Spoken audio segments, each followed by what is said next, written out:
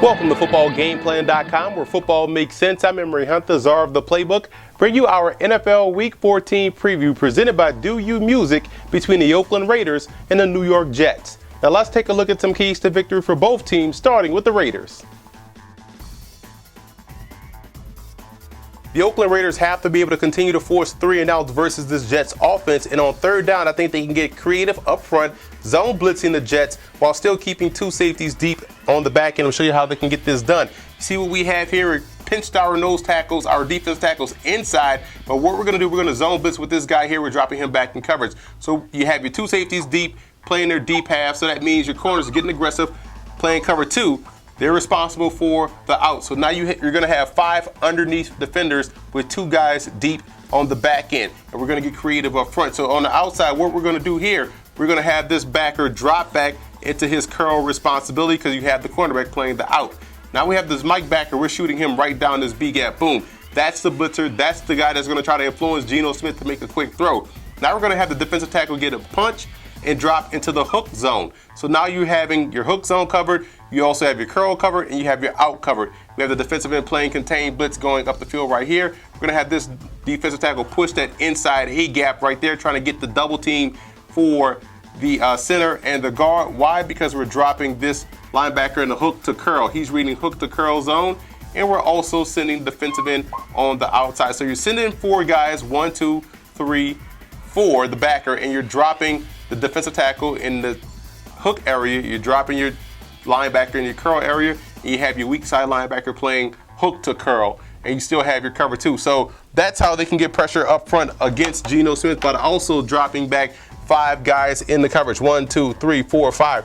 5 underneath, 2 deep. Getting pressure up front should lead to a big play, or at least getting off the field this week versus the New York Jets.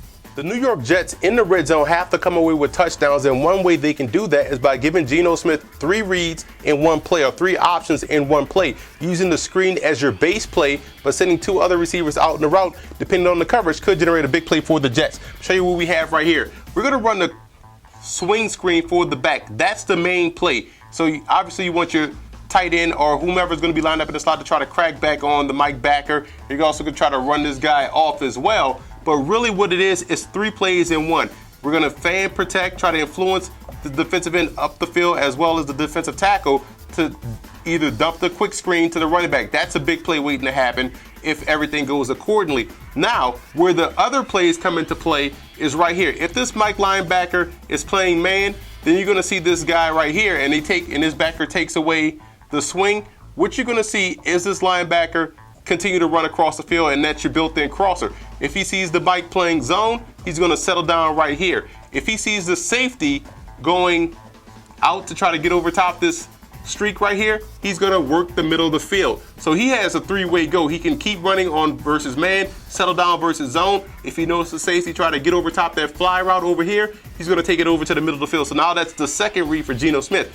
But let's just say this linebacker now gets a good bump and buzzing with this guy, and all linebackers are covering both the swing as well as the guy going across the middle. Let's say the safety wants to be the hero and try to get down in that alley and stop the swing. Guess what? You have now the opportunity to pump fake the swing and hit the big play deep down the field. So that's how the Jets can have 3 plays in one for Geno Smith once they get into the red zone, and I guarantee it will result into a big play, whether it be a touchdown or getting closer to the goal line where they can punch it in with a running play, but they have to get creative in the red zone this week versus the Oakland Raiders.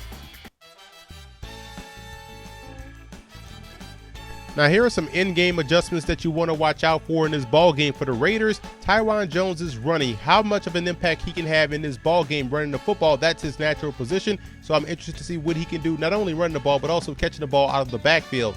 And you also want to keep an eye on the offensive line and pass protection versus this Jets over-aggressive defense. Do they go with base blocking and picking up man for man, or do they slide protect, or they move the pocket for McGloin and get him on the move? That is something that's going to be key and integral to the outcome of this ball game for the Raiders.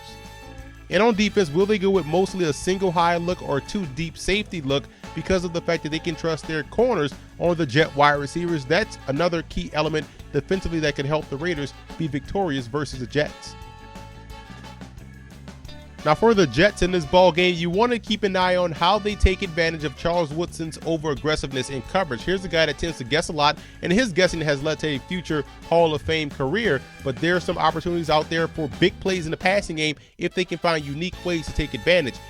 And on defense, you want to keep an eye on whether or not they go with the Zorro Blitz, which is a zone rotation, which means they're rotating coverage to one side and zone blitzing on the other side, or they're going with straight man-to-man and trusting their corners versus the receivers of the Oakland Raiders. And also in the special teams department, how aggressive will they be to try to generate points out there, special teams, knowing their offense is struggling to put points on the board?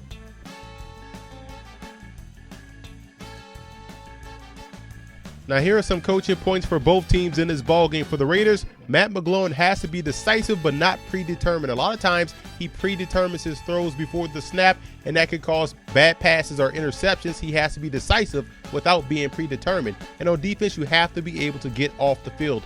At times this year, the Jets offense has shown the propensity to move the football down the field in chunks, but right now they're struggling. Either way, you have to be able to get off the field if you want to have a chance to win versus New York. And on offense, I would never block the blitzing backer if I'm in the backfield. When you see those linebackers of the Jets blitz, especially with Tywan Jones in the backfield, potentially a big play threat waiting to happen, swing him out in the backfield, never block the blitzing backer. You could generate a big play in the passing game. And for the Jets in this ball game, you want to get your young quarterback in the groove. You have to do things that made him successful at West Virginia. Bring in those spread concepts and help him get into that groove very early. That can help out that offense and his team as a whole. And you want to keep that offensive line on the move. The Raiders will get aggressive in trying to put pressure on Geno Smith, move the pocket for him, and also take advantage of his athleticism. And on defense, you have to protect the middle of the field.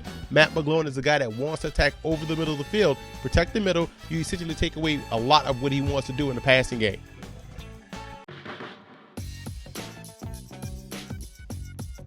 The X factor for the Raiders will be their adjustment to the blitz, and that's everyone on offense, from the offensive line recognizing blitz and stunts, from the receivers being able to sight adjust and being on the same page with Matt McGloin. Everyone involved on offense this week has to be ready to adjust to the blitz because the Jets will send an assortment of them this weekend.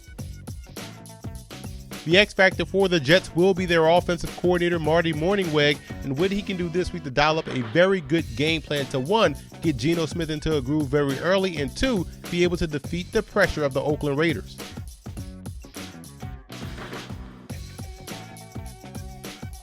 I like the Raiders in this ball game. I believe their defense will do a great job in slowing down the Jets offense and be able to force some 3-and-outs and get that ball back for their offense. Now, no points will be at a premium, but I think the Raiders have enough offensive talent, enough offensive cohesiveness to move the football and put points on the board. So I think they'll go on the road and knock off the Jets. And I also want to give a huge shout out to Raider fan forums and Jet fan forums for always showing football game plan support. And I want to send a special thanks to our sponsor, Do You Music. Visit the website, doyoumusic.com, and check out their new recording artist, IW, with his debut album, About Time.